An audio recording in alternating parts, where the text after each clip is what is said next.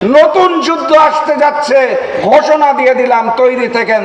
আমি তো সন্ত্রাসী সংগঠন আওয়ামী লীগের নিষিদ্ধকরণ এখনো দেখতে পাই নাই। আমি তো এখনো বাংলার মাটিতে ওই ভারতীয় আধিপত্যবাদকে নিশ্চিহ্ন হতে দেখি নাই। এই অন্তর্বর্তী সরকারকে দেশ পরিচালনার জন্য কোন নির্দিষ্ট দলের মতামত মেনে নেওয়ার জন্য জনগণ মেনে নেবে না। কোন নির্দিষ্ট দলের ম্যান্ডেট পূরণ করার জন্য বাংলার জনগণ অন্তর্বর্তী সরকারকে গ্রহণ করে নাই। জুলাই ঘোষণা আমরা কম বেশি সবাই পড়েছি। আমার কাছে একটা জগা খিচুড়ির মতো লেগেছে। এই জুলাই ঘোষণাপত্র পাঠ করার জন্য 1 বছর সময় কেন লেগেছে, এটাই এখন আমাদের জাতির বিবেকের কাছে প্রশ্ন। সামনে আসতে যাচ্ছে জুলাই সনদ, যার আইনি ভিত্তি কিভাবে হবে আমরা জানি না, সাংবিধানিক ভিত্তি কি হবে আমরা জানি না। পূর্ববর্তী স্বৈরাচারের মতো আগামীতে নতুন স্বৈরাচার এসে যদি ঘোষণা করে যে জুলাই সনদকে আমরা মানি না, তখন আমরা কি করব? তার পূর্বেই, নির্বাচনের পূর্বে যেই জনগণ সিদ্ধান্ত নিয়ে শেখ হাসিনা এবং আওয়ামী লীগকে বিতাড়িত করেছিল, সেই জনগণের সিদ্ধান্তে জুলাই সনদের আইনি ভিত্তি দিতে হবে, এর কোনো বিকল্প নাই। প্রয়োজনে আপনারা একটা গণভোট দেন। গণভোট তো নতুন কোনো শব্দ নয়। শহীদ প্রেসিডেন্ট জিয়াউর রহমানের সময় হয় নাই ভোট? এখন করলে আপত্তিটা কোথা থেকে আসে? বাংলাদেশের মানুষ দীর্ঘদিন ভোট দেয় নাই। এই গণভোটের মাধ্যমে আমরা ভোট দেওয়ার সেই চর্চাটাও করে আসি। ভোট কিভাবে দিতে হয় তাই তো বলে গেছি।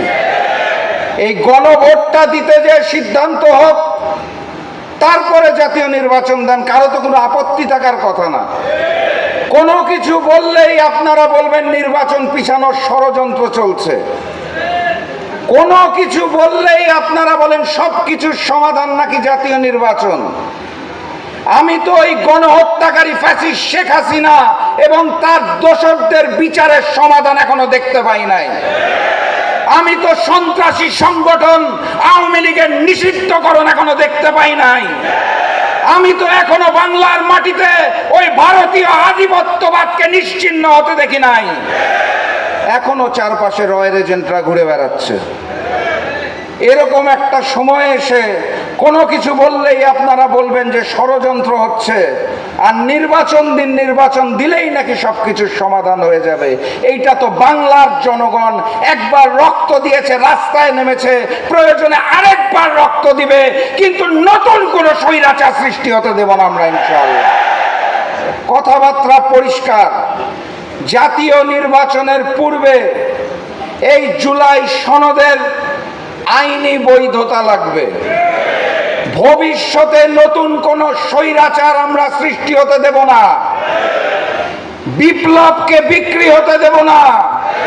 প্রয়োজনে আবারও বিপ্লব হবে, প্রয়োজনে আবারও রক্ত দেব, কিন্তু বাংলার মাটিতে আর নতুন কোন স্বৈরাচার আসতে দেব না ইনশাআল্লাহ।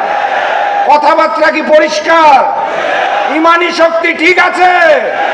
তাহলে স্লোগান তুলুন, নারায়ণ তাকবীর, নারায়ণ তাকবীর, নারায়ণ তাকবীর। ভারতীয় আধিপত্যবাদ চলবে না, আওয়ামী লীগের অপরাজনীতি চলবে না। আগামীর বাংলাদেশ হবে স্বাধীন এবং সার্বভৌম বাংলাদেশ। নতুন যুদ্ধ আসতে যাচ্ছে, ঘোষণা দিয়ে দিলাম, তৈরি থেকেন। বিজয়ের পথে যাত্রা শুরু, জীবন অথবা মৃত্যু। আসসালামু আলাইকুম।